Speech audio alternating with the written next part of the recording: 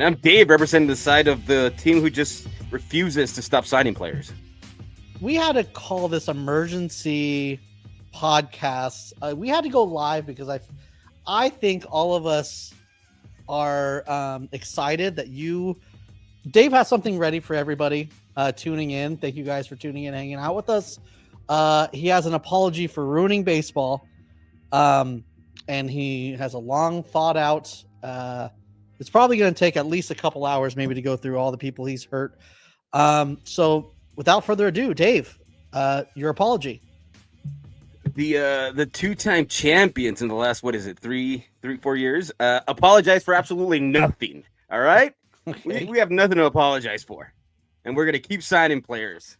And I did say before we left last time, all those people that were mad, we're going to sign somebody else. I name dropped them too. I said Tanner Scott, right? So you might have. 2 days later it happened.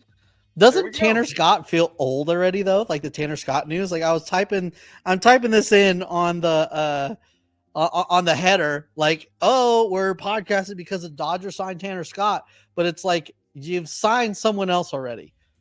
So I mean, this is just an embarrassment of riches. It's mildly ridiculous. You should be ashamed of yourself. If you decide to wear a Dodger hat in the next 5 years, you should be ashamed of yourself. I don't know. That's all I could say, really.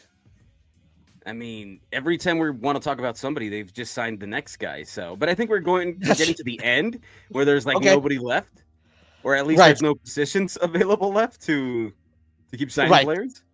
I've watched a lot of different people talk about the Tanner Scott and the Kirby Yates signing, which technically isn't well, I know it takes a couple days to be official, but I think that they're delaying it a little bit because they're worried about his physical, apparently. So, coming from a team that has pulled out because of physical, then again, it's a 1-year deal. I don't know how bad a physical could be to throw away a 1-year deal. So I would imagine he's signed. But I've watched a lot of people, talk about it, and I had my first thought. I don't even know who this guy is. It's some radio host in New York, but I had the same thought as him when I first saw the Kirby Yates signing. It's like, how many roster spots do they have? Right when I heard that, I was like, "That's exact." Yes, where are they at right now? Like, do they have like a 40-man roster? I guess is that a unwritten rule that after the World Series you're gonna have 40 men on your actual roster? Well, I mean, I think they were like at 39 or something. I mean, they had to make moves. They have to make moves to make them fit. But they were saying that Kopech, they said Kopech is dealing with an injury already. Ooh. So something about his forearm, which is never good. So they're probably going to slow play that. And there's one spot available there with that. I also forgot about Gratterall. I don't know if he comes back at any point, but man, that bullpen is just stacked, right? It went from last podcast being like, well, first of all, the Dodgers do have a terrible defense. Their defense is shot.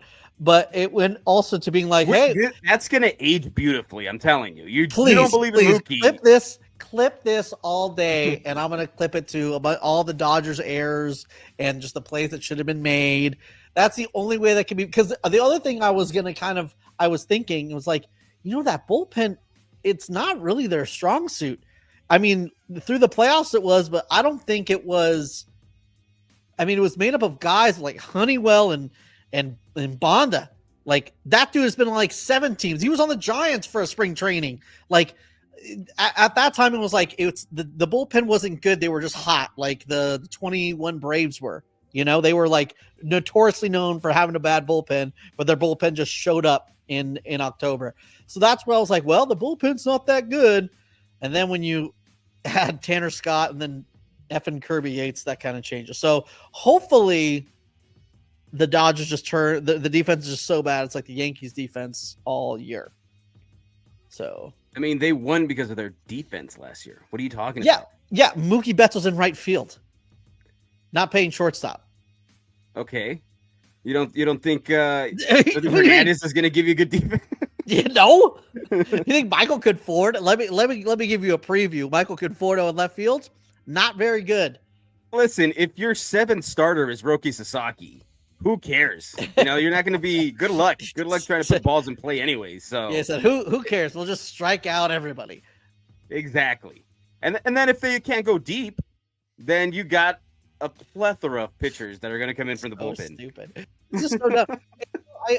I get that everyone is like, all the stuff I'm hearing is the best team never wins in baseball. It's never the best team. And that is 100% true. And in you could stop there and you would stop there. Anything after that you say, it's going to sound like an excuse or a whine, because we don't have back-to-back winners.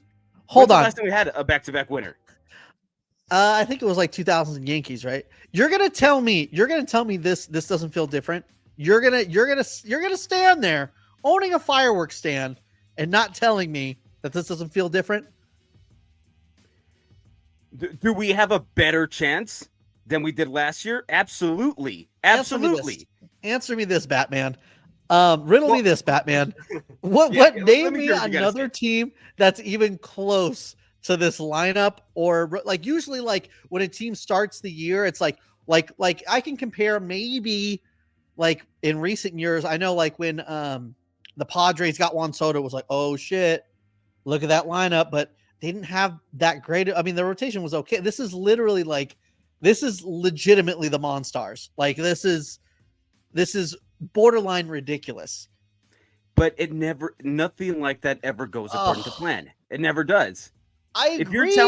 If you're telling me that the next 9 years we're gonna win simply because we have the best team on paper, or I didn't say 9 years, but I'm just saying like this year specifically, into the World Series. This year specifically, Pacific Coast League.